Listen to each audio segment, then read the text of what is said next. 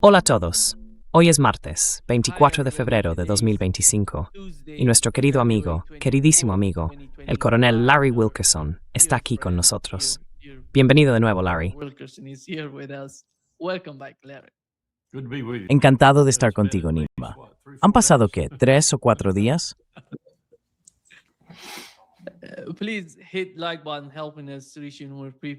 Por favor, pulsa el botón de me gusta. Nos ayuda a llegar a más gente. Y Larry, déjame empezar con esto. ¿Recuerdas que, durante la administración de Biden, hubo un momento crucial en el que el Pentágono intervino? Fue cuando Stormer fue a Washington para reunirse con Joe Biden y pedirle que permitiera el envío de misiles de largo alcance a Ucrania. El Pentágono dijo que no había manera de avanzar en esa dirección. Sería enormemente problemático y provocador si lo hiciéramos. Finalmente, después de enviar todas esas armas a Oriente Medio, a Asia Occidental, hemos vuelto a huir del Pentágono. Ahora dicen que advirtieron a Trump sobre los planes de guerra prolongada contra Irán, porque la guerra podría volverse en su contra, podría alargarse. Y esto es lo que se informó en Fox News al respecto, en relación con el Pentágono.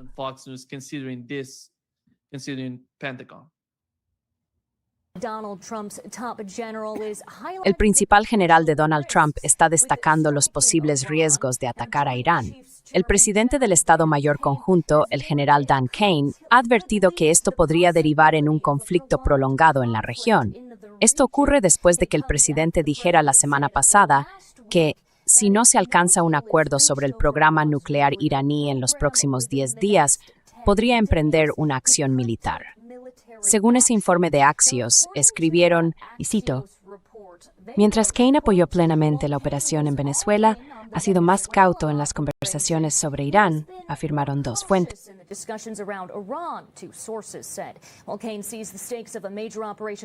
Mientras Kane considera que las consecuencias de una gran operación en Irán serían más graves, con un mayor riesgo de enredo y de bajas estadounidenses, el presidente Trump respondió en Truth Social escribiendo, cito, «La historia no atribuye esta vasta cantidad de conocimiento a nadie y es 100% incorrecta. El general Kane, como todos nosotros, preferiría no ver una guerra, pero si se toma la decisión de actuar contra Irán a nivel militar, su opinión es que sería algo fácil de ganar». El presidente Trump añadió que preferiría llegar a un acuerdo, pero que si no lo hacen, será un muy mal día para Irán.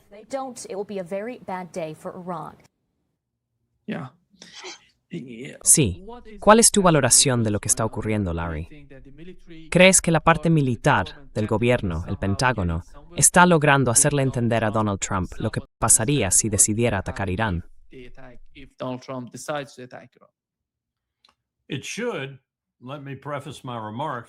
Debería.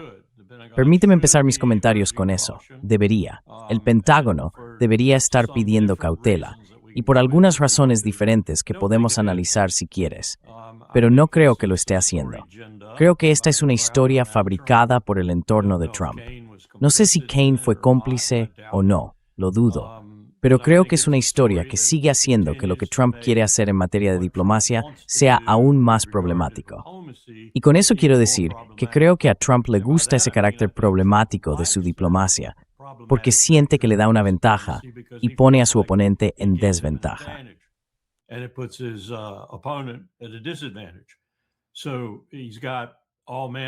Así que tiene a todo tipo de gente ahí fuera especulando de una manera u otra, lo que hace aún más imposible para Irán realizar cualquier tipo de evaluación de inteligencia sobre si se avecina un ataque.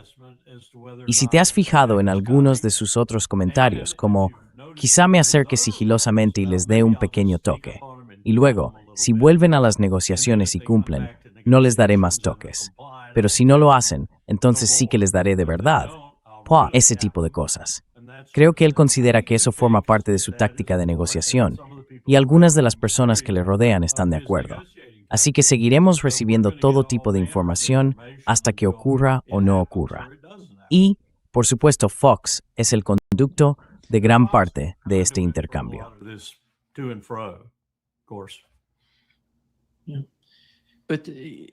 Pero sabemos cuál es la postura del conjunto de la administración. ¿Crees que J.D. Vance y Tulsi Gabbard estarían en esa posición, que estarían de acuerdo con Donald Trump en un ataque a Irán. Estas dos personas parecían de algún modo más sensatas que los otros personajes.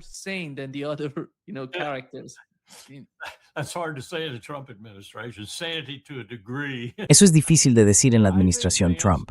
Cordura, hasta cierto punto. Creo que Vance y Gabbard son las dos personas en la administración que, de entre todos los demás alborotadores, serían las más propensas a aconsejar prudencia. Y quizá incluso, en el caso de Vance, aconsejar algunas de las cosas que estuve revelando esta mañana, por ejemplo, en otro podcast. A saber, tenemos aproximadamente entre un 35 y un 40%, dependiendo de a quién escuches y de qué cuentes, de nuestro poderío militar desplegado alrededor o en las proximidades de Irán en este momento. Eso significa, primero, que estamos descuidando las estrategias de los comandantes combatientes en todo el mundo. Eso significa que no pueden llevar a cabo sus misiones de presencia como comandantes combatientes, lo cual es especialmente importante en lo que respecta a aliados como Japón.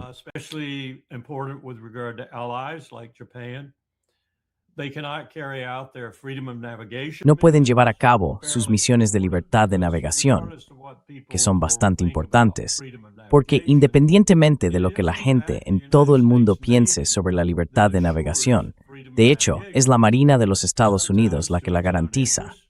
A veces eso sirve a nuestros propios intereses, sin duda, pero siempre asegura la libertad de navegación. Te pondré un ejemplo. Cuando realizamos un ejercicio recientemente en China, hicimos algunas cosas relacionadas con puntos de paso como el Estrecho de Malaca, el Golfo Pérsico y el Estrecho de Hormuz, y el Bab el-Mandeb en el Mar Rojo. ¿Adivina quién estaba allí? Era un equipo ecléctico. Prácticamente todo el mundo estaba representado. Grandes potencias e intereses económicos, todos en ese grupo.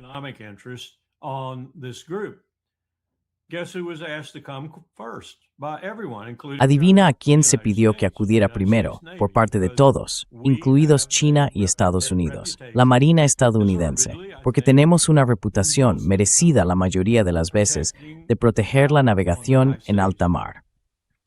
Ahora, Trump ha puesto esto en grave peligro con sus ataques en aguas internacionales contra los llamados narcotraficantes y demás, y lo ha puesto en riesgo por otras razones también. Pero aún así, somos el garante de la libertad de los mares. No podemos hacerlos en muchas zonas muy importantes en este momento. Si llegara a convertirse en un problema, tendríamos realmente un asunto grave. Y por último, estamos sufriendo mucho en cuanto a personal. We are really hurting in terms of people. And I know Hegseth has been lying about that Y sé que Hegseth ha estado mintiendo sobre eso periódicamente, especialmente en lo que respecta al ejército, principalmente porque ha incorporado algo así como un 11% de la categoría intermedia de personas al ejército, que no son buenos soldados. Desde luego, no son personas a las que querrías reunir para el combate. Piensa, por ejemplo, en los 100,000 de McNamara en Vietnam. Así que hay todo tipo de problemas con esto, además del hecho de que estamos gastando el dinero de los contribuyentes, miles y miles de millones de dólares, en todo este despliegue militar alrededor y en las cercanías de Irán. Y cada día es más y más y más, lo cual no parece preocupar a Trump, pero estoy seguro de que probablemente preocupa al Pentágono y probablemente preocupa al Congreso, a esos pocos que piensan en el presupuesto de vez en cuando.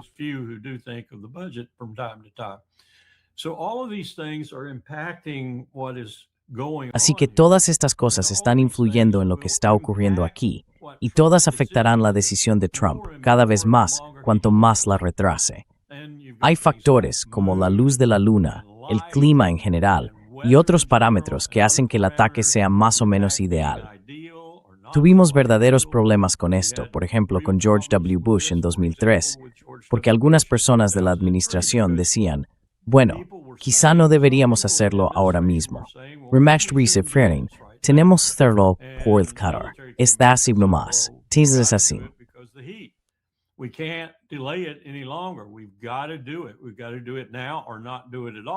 Tenemos que hacerlo ahora, o no hacerlo en absoluto durante mucho tiempo, al menos hasta que la tensión disminuya un poco. Así que hay todo tipo de cosas ocurriendo en este momento que podrían influir en la decisión de una u otra manera, y no la menor de ellas es la naturaleza voluble de Donald Trump. Y volveré al punto que he estado repitiendo siempre que puedo. Donald Trump no quiere una guerra. Está atrapado entre Bibi Netanyahu por un lado y Miriam Adelson y otros como ella por el otro.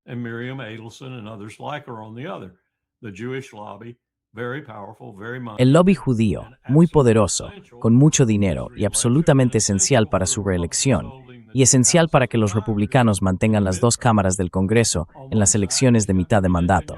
Por un lado, y por otro, tiene a Bibi Netanyahu, cuyo principal oponente, por así decirlo, potencialmente Naftali Bennett, ha declarado que Turquía es el próximo enemigo después de Irán, revelando el asunto del Gran Israel, lo que estoy seguro entusiasmó mucho a Doha, Abu Dhabi, Riyadh y otros en el mundo árabe.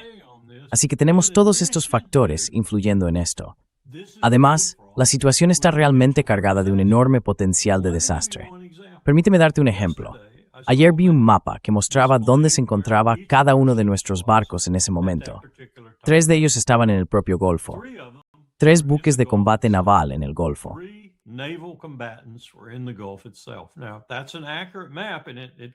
Ahora, ese es un mapa preciso y proviene del New York Times o de alguien parecido.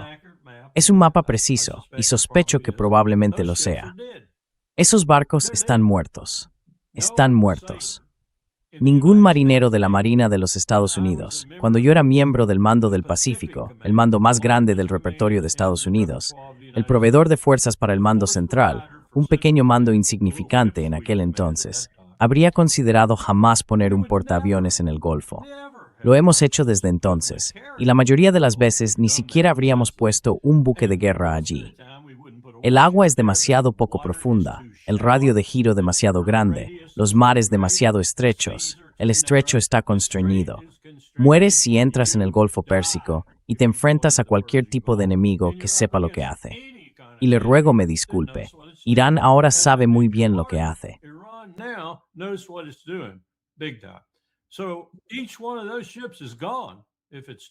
Así que cada uno de esos barcos está perdido si esto empieza.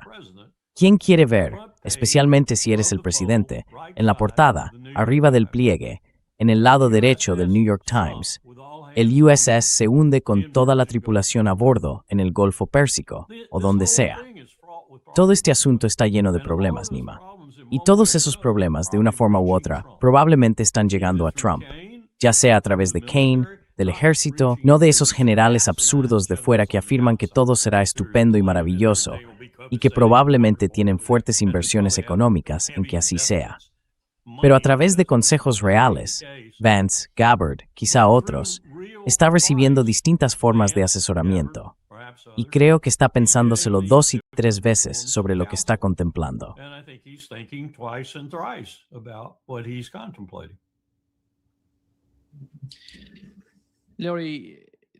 Larry, el portaaviones estadounidense, Carl Ford, está cerca de Israel, pero está lidiando con un gran problema con el sistema de alcantarillado, concretamente con los inodoros. Sin embargo, no se trata solo de los inodoros. También está la cuestión de las enfermedades que pueden surgir de ese tipo de problemas en ese entorno. ¿Crees que Donald Trump lo utilizaría para defender a Israel o, si ataca, lo usaría para golpear? ¿Cuál es el propósito de Lord Ford?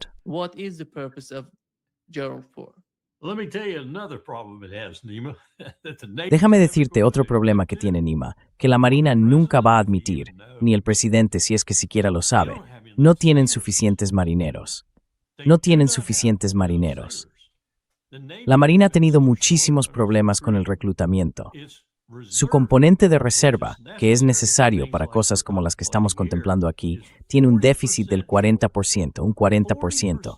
Eso significa que casi 1 de cada 2 plazas no está cubierta. Hay una gran escasez en hospitales, médicos, enfermeros y otras áreas. Y esa es la Marina. Ese es el complemento médico esencial de la Marina. Tienes marineros en el Ford y marineros en otros barcos que han estado fuera durante 9 meses o más. De hecho, están compartiendo literas en los barcos.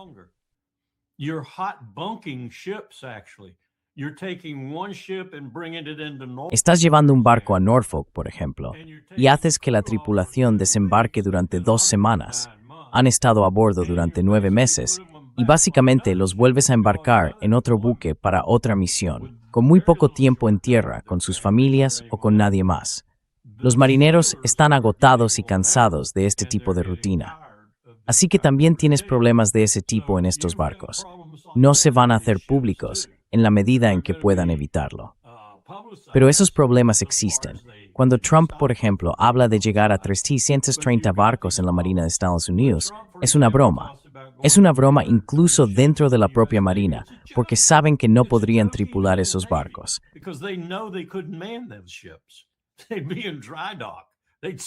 Estarían en dique seco. Permanecerían en el puerto porque no podrían navegar. O harían lo que están haciendo ahora, rotar estas tripulaciones. Navegarían el barco, rotarían la tripulación, volverían a navegar el barco, volverían a rotar la tripulación y la tripulación se marcharía después de 3 años. Es terrible para la moral. Así que ese es otro aspecto de Venezuela y ahora de Irán. Irán. Has puesto a esta gente en el mar y los has mantenido allí mucho tiempo y la moral está cayendo. Independientemente de cuántos almirantes salgan, como el de 3 estrellas el otro día diciendo, oh, podemos con Irán en un día, podemos acabar con Irán. Esta gente está loca, están chiflados, no lo van a hacer en un día, no lo van a hacer en 3 días.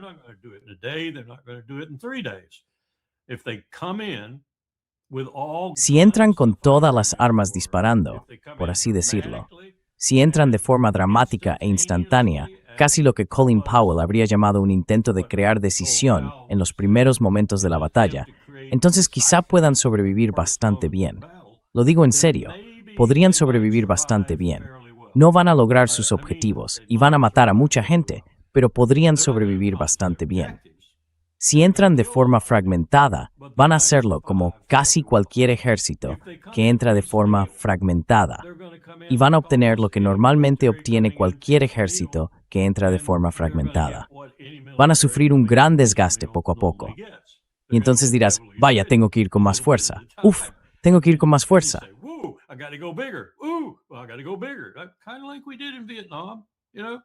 Algo así como lo que hicimos en Vietnam. Ya sabes, un poco aquí, oh, eso no funcionó. Un poco allí, sigue sin funcionar. Un poco más, ahora veremos. Y luego entras con todo lo que tienes. Nunca hicimos eso en Vietnam.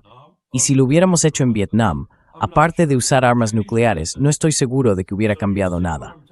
Así que ves de qué estoy hablando aquí, en lo que respecta a los principios básicos de Clausewitz sobre el uso de la fuerza militar, sobre los cuales Trump no sabe nada, absolutamente nada. Su cabeza está vacía cuando se trata de estrategia militar, operaciones militares y tácticas militares. Todo lo que sabe es, oh, matamos a ese tipo.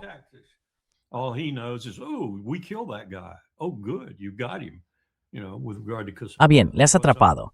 Sabes, con respecto a Qasem, el jefe iraní de la Guardia Revolucionaria Islámica, sí, no me acuerdo. El general Soleimani. Sí, Soleimani. Qasem Soleimani. ¿No era? Sí. ¿Y era al-Baghdadi allá en Siria? Eso es lo que él entiende. Oh, un ataque, matamos a alguien. Eso está bien, muy bien. No creo que sepa absolutamente nada sobre operaciones militares reales. Y francamente, no hemos tenido una operación militar de verdad, del tipo que Irán provocaría si fuéramos inteligentes, desde, más o menos Corea. Quizá la Primera Guerra del Golfo, pero ni siquiera incluiría la Primera Guerra del Golfo, porque Saddam Hussein no era precisamente un estratega.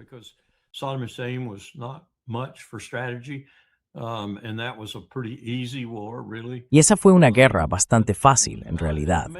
Pero quizá Corea, la Segunda Guerra Mundial, desde luego, quizá tuvimos ese tipo de campañas y esas guerras. No hemos tenido una de esas en muchísimo tiempo. Y por cierto, no hemos ganado una guerra en muchísimo tiempo. Y esta no va a ser una excepción. Así que todo esto pesa sobre Trump, le está pesando. Y le están llegando mensajes de personas con un poco más de circunspección, un poco más de prudencia, un poco más de preocupación por el país, de que esto podría no ser un paseo. De hecho, podría no estar ni cerca de serlo.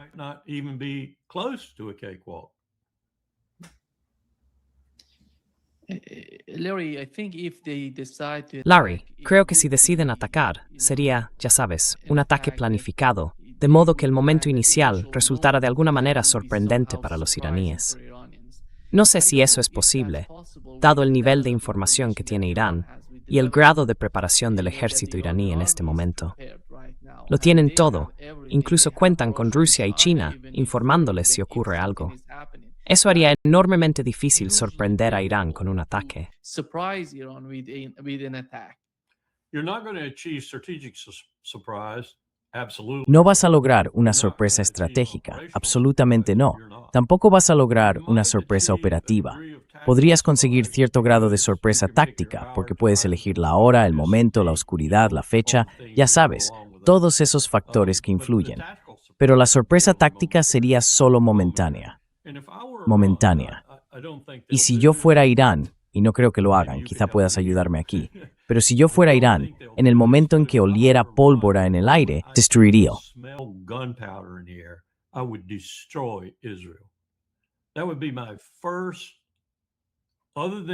Esa sería mi primera opción. Aparte de defenderme de lo que pudiera venir del imperio, mi primera acción ofensiva sería destruir el Israel de Bibi Netanyahu. Simplemente destruirlo. Y no creo que pudiéramos detener eso. De verdad que no. Para mí, eso sería el acto supremo de genialidad estratégica por parte de Irán. Ignorar todo lo demás, salvo levantar una mano, ya sabes, como diciendo, defiende eso, e ir a por Israel con todo lo que tengan ofensivamente. No Doha, no Ras Tanura en Arabia Saudí, no el estrecho. Ir a por Israel. Maximizar todo lo que se pueda lanzar sobre Israel, sobre Nordpolen. And destroy it.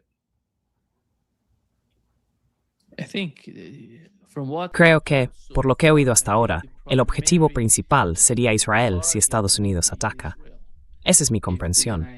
No sé cuál es el cálculo por parte del ejército, pero realmente parecen estar pensándolo.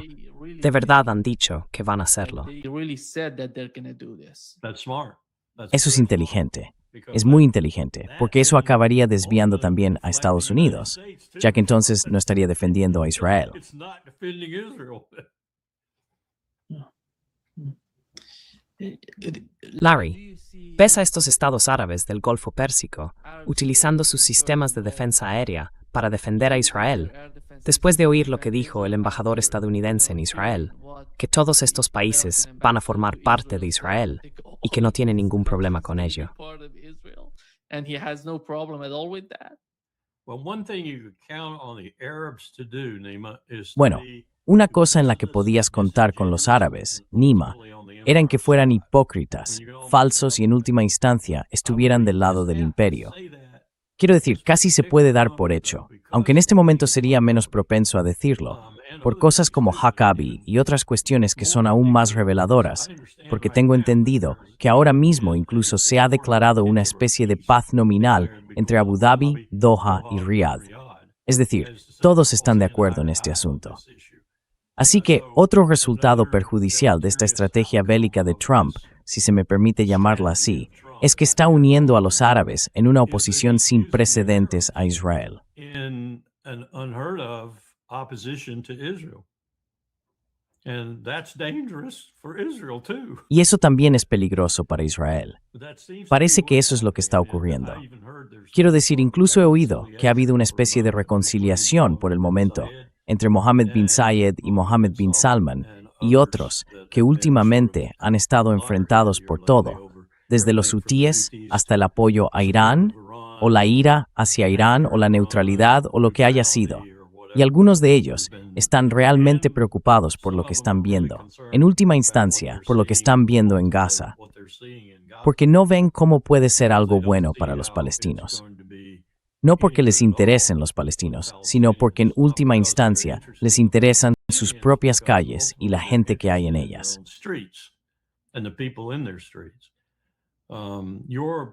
I said this to one other podcaster because I didn't mention. Le dije esto a otro podcaster, no te mencioné a ti, pero dije que, sabes, incluso ha habido cierta conversación dentro de los círculos iraníes sobre permitir que los palestinos, o un buen porcentaje de ellos, vayan a Irán. Incluso cité a Ciro el Grande y cómo cuidó de los judíos. tanto que en hebreo usan su término para Mesías para describir a Ciro el Grande. Y hablé de los aproximadamente 50,000 judíos que viven en Irán pacíficamente ahora mismo, llevando una vida bastante buena, tan buena como se puede tener allí, con las sanciones y todo eso. Y dije, vaya, ¿no sería interesante si los iraníes hicieran algo así y le arrebataran a Jared Kushner y a sus clientes su plan? Que acogieran a los palestinos en Irán y dijeran, de acuerdo, Israel, algún día los recuperarán y quizá les ayudemos. They'll take it back one day and we might help them, but you got it for now. Go ahead and build your. Pero ya lo tienes por ahora. Adelante, construye tus complejos turísticos de playa y todo lo demás. Al mismo tiempo, llamé la atención de esta persona sobre lo que estaba ocurriendo antes de que Israel hiciera todo esto en Gaza. Los palestinos iban a la playa, disfrutaban de su playa, pasaban buenos momentos allí. Era un lugar de descanso para ellos. Ahora estás hablando de convertirlo en un reino dorado de Trump. ¿De verdad crees que van a permitir que los palestinos lo usen? ¿De verdad crees que van a dejar que los palestinos vivan en los apartamentos que dicen que van a construir sobre los escombros y sobre los 100,000 hombres, mujeres y niños muertos en esos escombros? ¿De verdad crees que van a dejar que los palestinos vivan allí?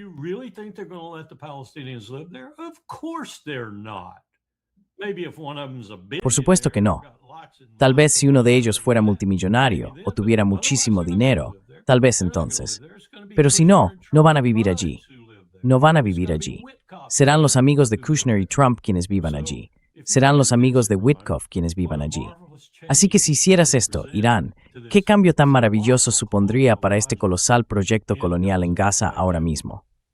Y por cierto, anoche comprobé lo del alto el fuego. No lo han respetado ni un solo periodo de 24 horas en Gaza. Han matado hasta 200 personas en un solo día y han promediado entre 25 y 30 cada día del alto el fuego. Sigo diciendo que alto el fuego debe de ser intraducible al hebreo.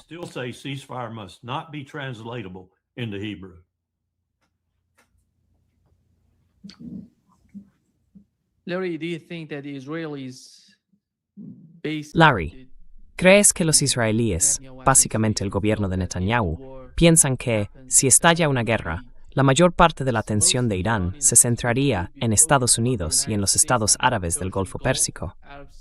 Es por eso que creen que no se verían tan afectados.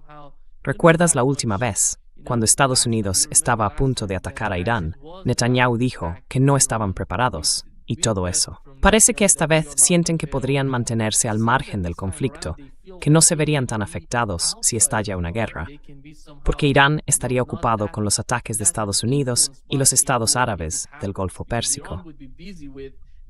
No sé si esa es realmente la estrategia del lado iraní, pero de algún modo en Israel parece que lo perciben así.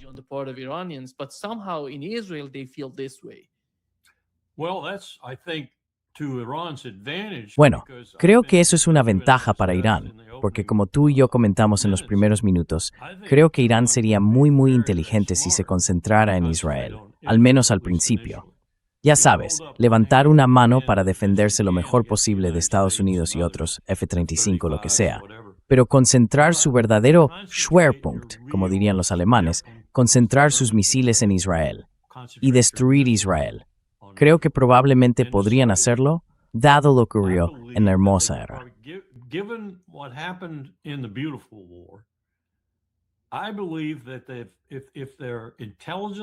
Creo que si su inteligencia ha mejorado hasta el punto de poder atacar al menos el 80% del núcleo de la capacidad defensiva de Israel, y luego ampliar eso a todo lo que puedan alcanzar con sus misiles balísticos, probablemente podrían hacerlo en unas 96 horas. Solo una andanada, una tras otra, contra los objetivos que saben que son críticos. Si estás dentro de esa ventana de 96 horas, y por así decirlo, con la mano izquierda, has contenido a Estados Unidos lo suficiente como para que no te estén pulverizando tanto como podrían, y has destruido Israel, ¿dónde estás entonces? 96 horas después, quizá un poco más, ¿dónde estás entonces?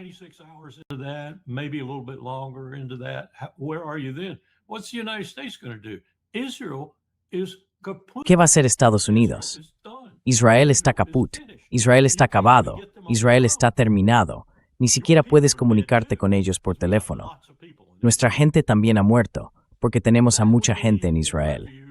Eso sería, en mi opinión, un triunfo para Irán, y uno con el que nos resultaría difícil lidiar, especialmente si aún les quedaran suficientes recursos para atacarnos a nosotros, a Arabia Saudí y a otros también.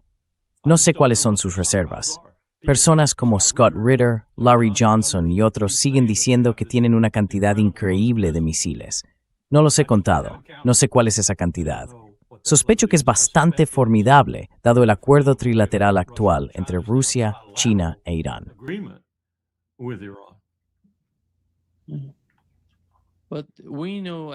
Pero sabemos, o al menos podemos prever, con qué cuenta Estados Unidos para atacar a Irán. Al menos 600 o 700 misiles Tomahawk. No sé cuánto tiempo tardarían en agotar todos esos recursos, ni cómo podrían hacerlo.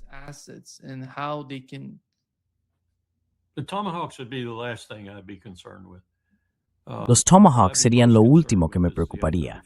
Lo que más me preocuparía serían los F-35 y aeronaves similares, lo que pueden hacer, lo que pueden transportar y cómo pueden coordinar esa entrega. Recuerdo, te daré solo un ejemplo.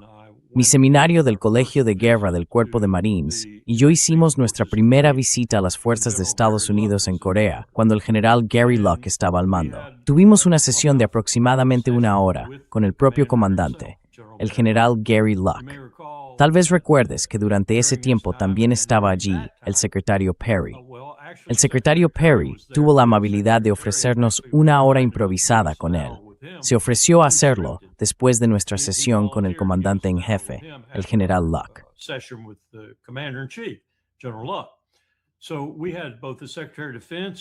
Así que tuvimos tanto al secretario de Defensa como al comandante en la península de las Fuerzas de Estados Unidos en Corea, dándonos su charla. Uno de mis marines hizo una pregunta y voy al grano, perdón por extenderme. ¿Qué pasa cuando esos cañones salen, esos obuses, esas piezas de artillería salen de las cuevas y disparan al menos, porque esa era la estimación tanto de la inteligencia coreana como de la estadounidense, al menos 10 rondas cada uno sobre Seúl? Y estamos hablando de mucha artillería aquí, Nima. Estamos hablando de miles de piezas de artillería en esas montañas y cuevas. Bueno, el plan era, por supuesto, que íbamos a lanzar todos los recursos aéreos que los surcoreanos y nosotros teníamos en la península, en Guam y en otros lugares. Íbamos a lanzarlos y destruir esos cañones en cuanto salieran a disparar.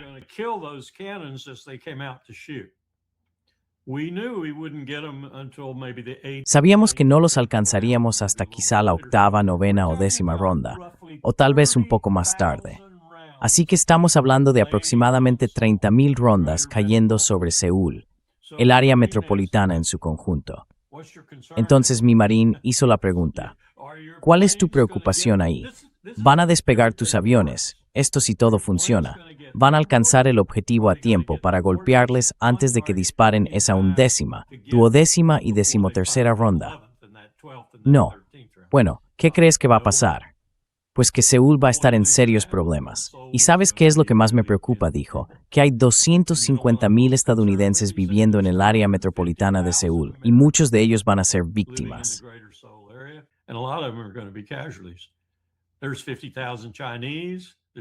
Hay 50,000 chinos, 45,000 japoneses, y luego sigue la lista de no combatientes en el área metropolitana de Seúl. Así que le miramos y le decimos, bueno, realmente no quieres que esto empiece, ¿verdad? No queremos, pero estamos preparados. Tienes que decir eso si eres militar. Y tenía razón, estaban preparados. Estaban preparados, pero iba a ser hasta cierto punto una victoria pírrica, especialmente para los ciudadanos de Seúl, porque muchos de ellos iban a morir. Los norcoreanos en realidad habían desarrollado, lo supimos más tarde, según la cual harían algo así. Luego se detendrían y ofrecerían un armisticio para salvar el resto de Seúl.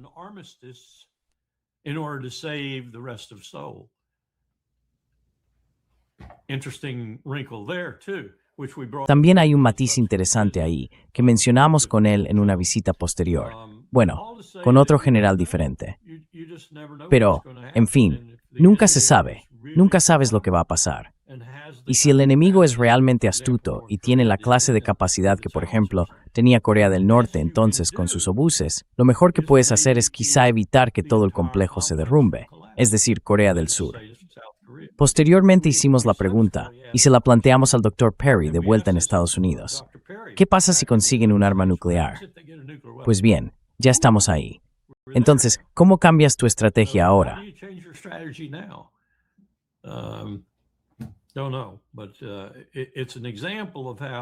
No lo sé, pero es un ejemplo de cómo ningún plan sobrevive al primer contacto con el enemigo. Ningún plan. En el momento en que lanzas la primera bomba, tu plan empieza a desmoronarse y tienes que preguntarte a ti mismo en cada paso del camino. Normalmente hacemos la pregunta equivocada. Créeme, he estado allí y lo he visto pasar. Simulación tras simulación de guerra, lo he visto. Te acercas y le dices, ¿cómo va todo? Al teniente comandante, al coronel o a quien sea. Oh, va según lo planeado. Error. Levántate del ordenador. Vamos a darte una lección.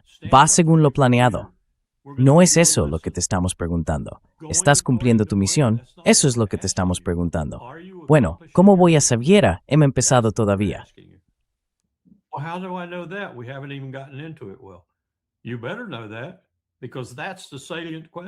Más te vale saberlo, porque esa es la pregunta clave. ¿Estás cumpliendo tu misión? Podría estar yendo según lo previsto, y aún así podrías estar perdiendo el trasero. ¿Me entiendes? Eso fue lo que pasó en la guerra de Corea, y podría pasar aquí también. Sabes, la gente se dice a sí misma, bueno, todo va según el plan. F-35 aquí, tiempo muerto. Muy bien, tienes Tomahawks aquí, F-35 aquí, F-16 aquí, F-15 aquí. Tienes un submarino aquí, un portaaviones aquí, salidas generadas aquí, repostajes ocurriendo allá arriba. Todo va según el plan. Israel ha sido destruido. ¿Todo sigue yendo según el plan? Así piensan los comandantes militares inteligentes. Los inteligentes como Doug McGregor, los inteligentes como yo. Smart ones like Doug McGregor. Smart ones like me.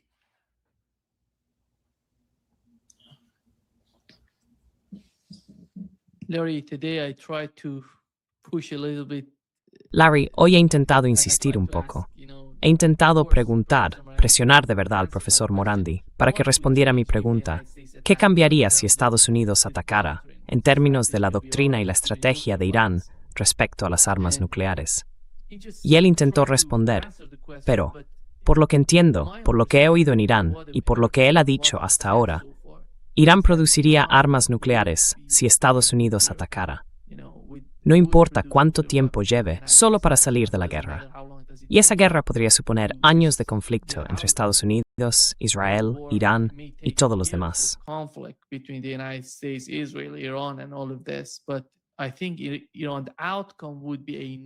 Pero creo que el resultado sería un Irán nuclear, un país que tenga armas nucleares, bombas nucleares. No entiendo por qué Estados Unidos haría eso, si todo el concepto de este conflicto, de esta guerra, es impedir que Irán consiga bombas nucleares.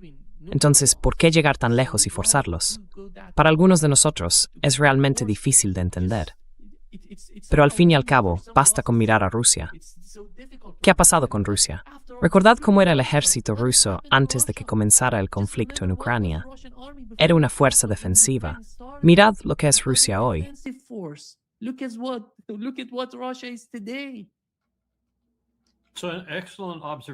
Esa es una observación excelente y una pregunta excelente, y añadiré algo más de retórica al respecto. Anoche escuché a Netanyahu hablar en hebreo. No hablo hebreo, así que tuve que prestar atención a los subtítulos, pero cuando habla en hebreo, presto especial atención, porque generalmente en hebreo revela mucho más de su verdadero yo y de su verdadera estrategia, por así decirlo, que cuando habla en inglés, ya que el inglés siempre está dirigido a su audiencia estadounidense. Terminó sus declaraciones, que fueron desganadas, condenatorias y feroces en muchos aspectos, hablando de lo que ocurriría cuando Estados Unidos atacara.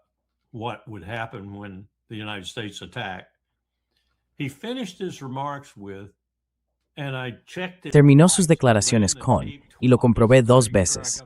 Reproduje la grabación 2 veces para asegurarme de que los subtítulos fueran correctos.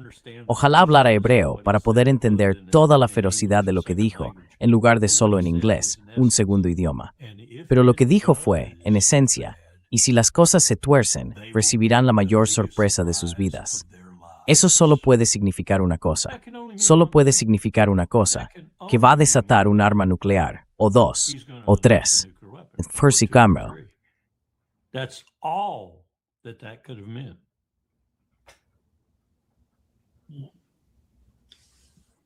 I wouldn't be surprised right now. No me sorprendería ahora mismo, Nima, si las bombas ya se estuvieran moviendo, o quizá ya estuvieran colocadas. Y eso significaría que tendríamos que ser conscientes de ello, creo, porque tenemos gente por todo ese pequeño país en este momento.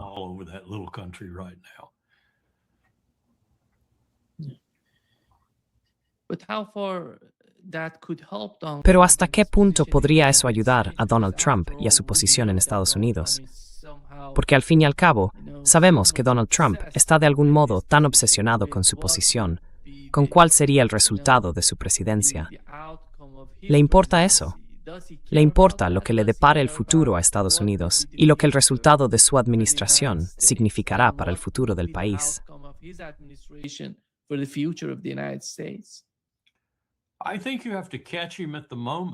Creo que hay que pillarle en el momento.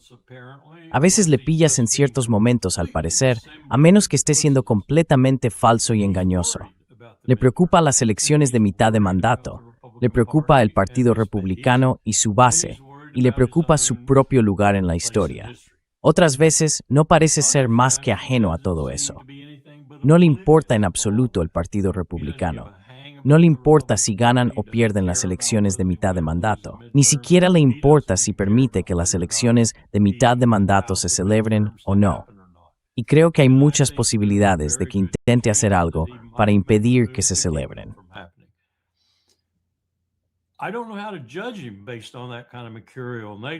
No sé cómo juzgarlo, basándome en ese tipo de naturaleza voluble, especialmente en respuesta al tipo de pregunta que acabas de hacer. Pero sí creo que eso lo hace aún más peligroso, en el sentido de lo que podría surgir de este auténtico lío que tenemos y que en gran parte ha creado él, con Irán. Seamos sinceros, en su primer mandato, se enfrentó a un acuerdo nuclear que cumplía casi todo, si no todo, durante al menos 25 años, de lo que queríamos lograr respecto al programa nuclear iraní. ¿Qué hizo? Contra el derecho internacional, contra los demás socios del acuerdo, todos aliados salvo Rusia y China, contra casi todo el sentir del mundo, me atrevería a decir, lo erradicó.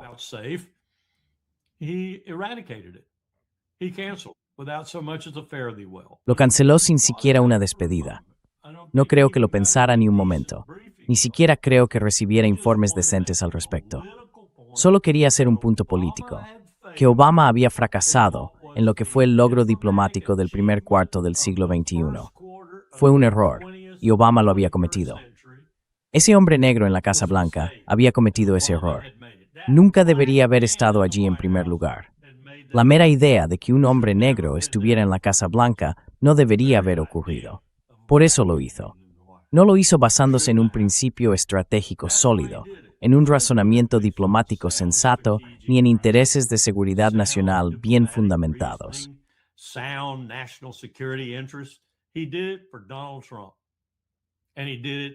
Lo hizo por Donald Trump, y lo hizo para fastidiar a Obama. Ahora se da cuenta de parte de eso, creo, y en realidad está intentando armar un acuerdo que, al menos a primera vista, se parece mucho al JCPOA, quizás sin la moratoria de 25 años o algo por el estilo. No lo sé, ni siquiera sé si va en serio con hacerlo, pero ese parece ser el sentido de sus negociaciones con Witkoff y Kushner, o con quien más tenga ahí. Así que, ¿dónde estamos? Estamos en un punto en el que tratamos con un loco en muchos aspectos, y sigue ahí, y todavía tiene el dedo en el gatillo. Intenta predecir el resultado de eso.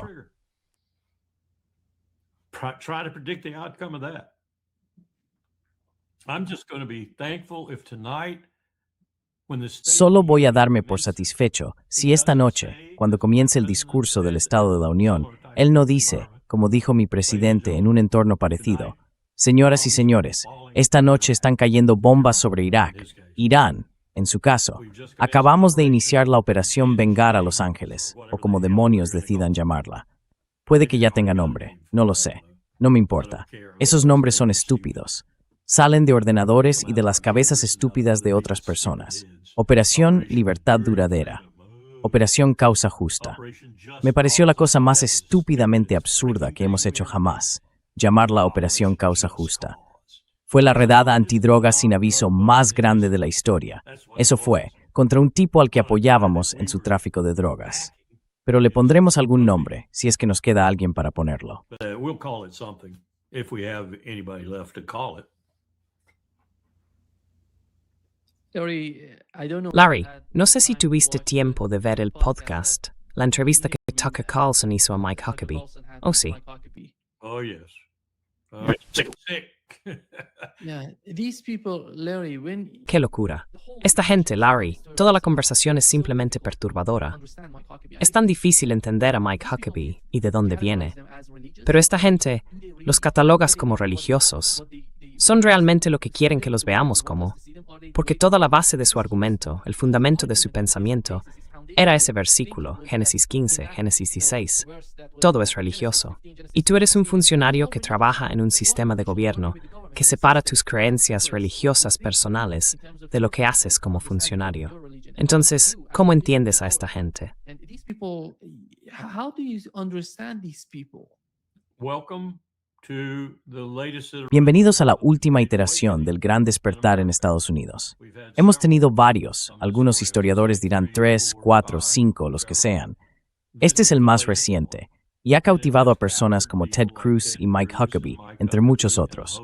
Y al parecer, también a Pete Hegseth en el Pentágono, porque está organizando reuniones de oración con gente allí, civiles y militares, en las que presenta a su pastor personal, quien cree que las mujeres no sirven para nada más que para tener hijos, que no deberían votar, que nunca deberían haber obtenido el derecho al voto. Quiero decir, de esto es de lo que hablas, Nima. Son unos trogloditas. These are troglodytes. These are people who don't understand that Jesus Christ came along. Estas son personas que no entienden que Jesucristo vino y repudió el Antiguo Testamento. Eso es realmente lo que hizo cuando expulsó a los fariseos, saduceos, prestamistas, cambistas y otros imbéciles del templo. La única vez que encuentro en la Biblia que Cristo realmente perdió los estribos fue cuando los echó fuera. Estaba repudiando lo que Ted Cruz y Mike Huckabee creen hoy en el siglo XXI, que Israel es el pueblo elegido, y que si te alineas con el pueblo elegido, incluso als te besaledor y stek gorsant, is hasedlu, du eres en nindikor. Entonces, tev saim thambies. Then you're going to be saved. You're going to be with the God's chosen. Vas a estar con el pueblo elegido de Dios. Son los más poderosos, los más ingeniosos, los más emprendedores. Fabrican las mejores armas. Son la mejor gente sobre la faz de la tierra. Y más te vale estar con ellos. Más te vale estar con ellos. Más te vale ir al monte del templo y estar de acuerdo con Ben-Gvir cuando quiera erradicar la mezquita de Al-Aqsa y construir el templo de ninguno. Más te vale besar el muro. Más te vale ponerte el viejo sombrero de copa. Más te vale hacer todas esas cosas. Ese es Mike Huckabee. No es nuestro embajador en Israel, es el embajador de Bibi Netanyahu en Israel, que casualmente lleva los adornos de un ciudadano estadounidense. Es repugnante, pero Cruz también lo es, y todos esos otros también. But Cruz is too. And so are all of these people. These people Hegseth is bringing to the Pentagon.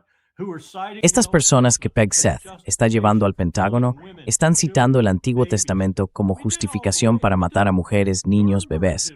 Nosotros dejamos todo eso atrás. Nuremberg lo dejó atrás, o eso creía. Creamos el derecho internacional para frenar los instintos del ser humano de cometer estos actos atroces contra sus semejantes, hombres, mujeres, bebés, niños y todo lo demás. Lo hicimos, pero ahora ha desaparecido.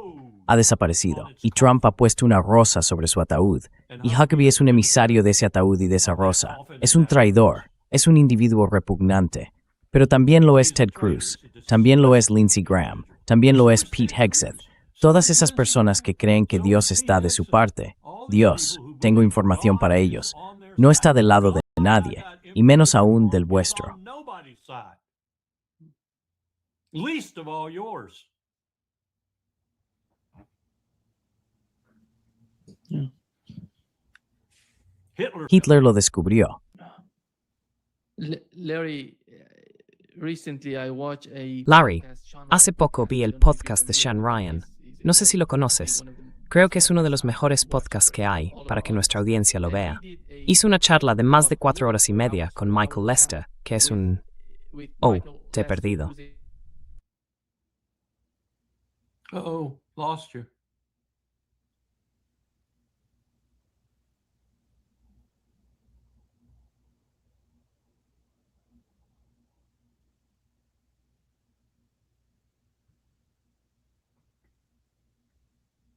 We Vance. Back.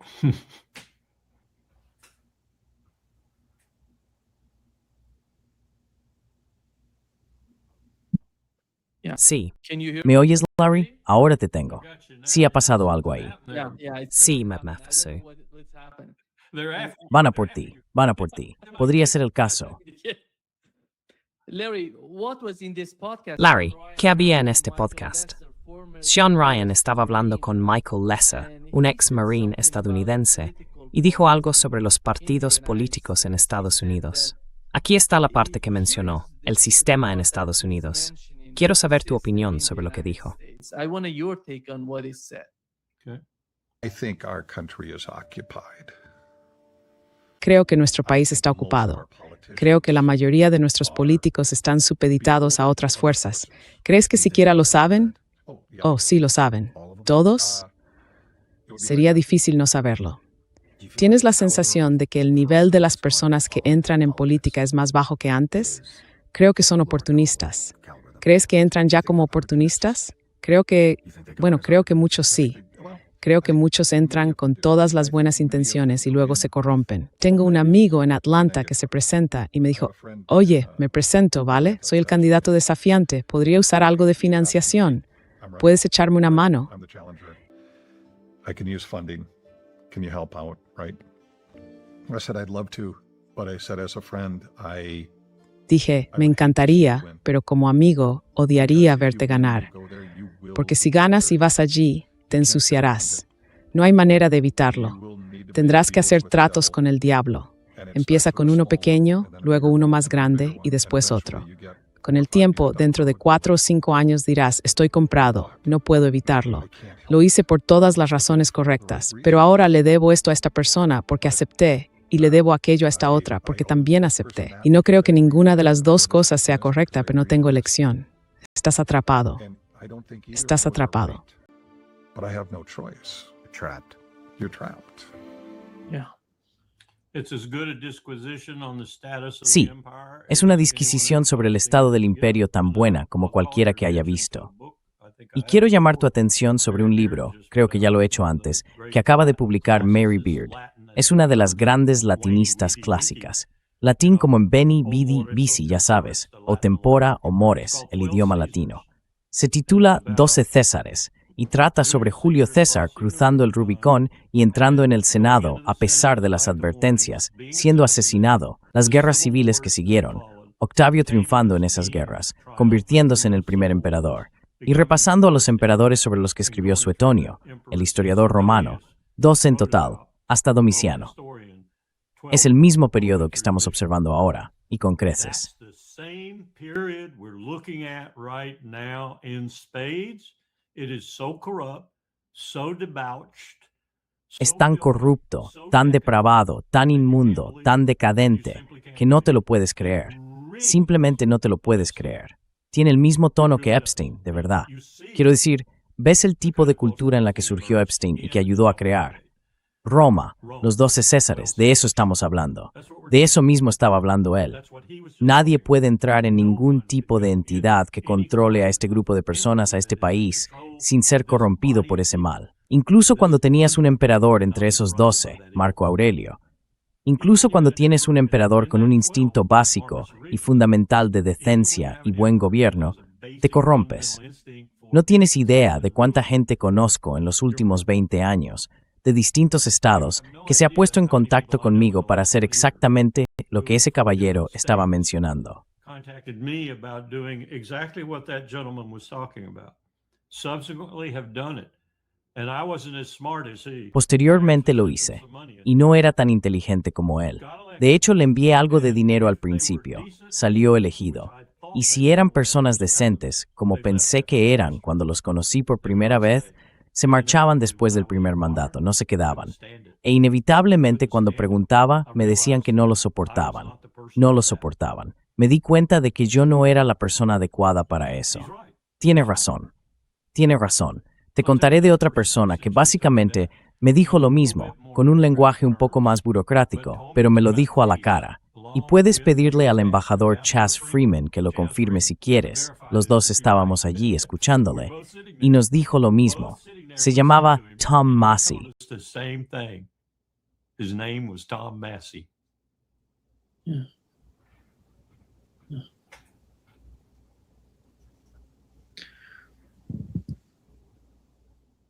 Deprimente.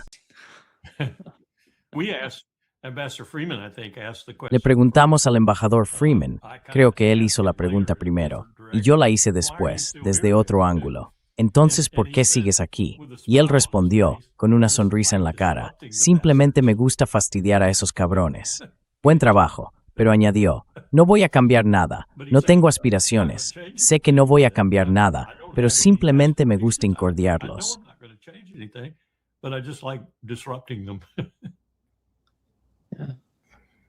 Sí, pero todo empieza con una grieta en la pared. Yeah. Sí, tienes que hacerlo. Grieta en la presa, sí. Exactly, in the dam. Exactamente, en la presa. Exactamente, sí. Muchas gracias, Larry, por estar con nosotros hoy. Un gran placer, como siempre. As always. Thanks for having me. Gracias por invitarme. Mantente abrigado. Nos vemos el viernes. ¿Cuál es tu temperatura más baja? ¿Lo sabes? You know? Here it gets Aquí llega a bajar a unos 8 o 9 grados aquí en Brasil. Celsius. Oh, 8-9 degrees. 8 o 9 grados. Pero no está tan mal. Va a durar aproximadamente una semana, si no me equivoco. Sí, una semana. yeah. No más que eso. Not more than that. So your Entonces tú has... annual probably what is around 70? It's around Tu media anual es probablemente, ¿qué? Unos 70. Está entre, diría yo, 16 y 28. Sí, vale, muy habitable. Sí, es tan bueno, diría yo. it's so good. Yeah, I would say. Yeah. Time of Thanks. Dios te bendiga. Thank you. Gracias, Larry. Nos vemos pronto. Nos vemos el viernes. Bye bye. Adiós. Sí, nos vemos. Gracias.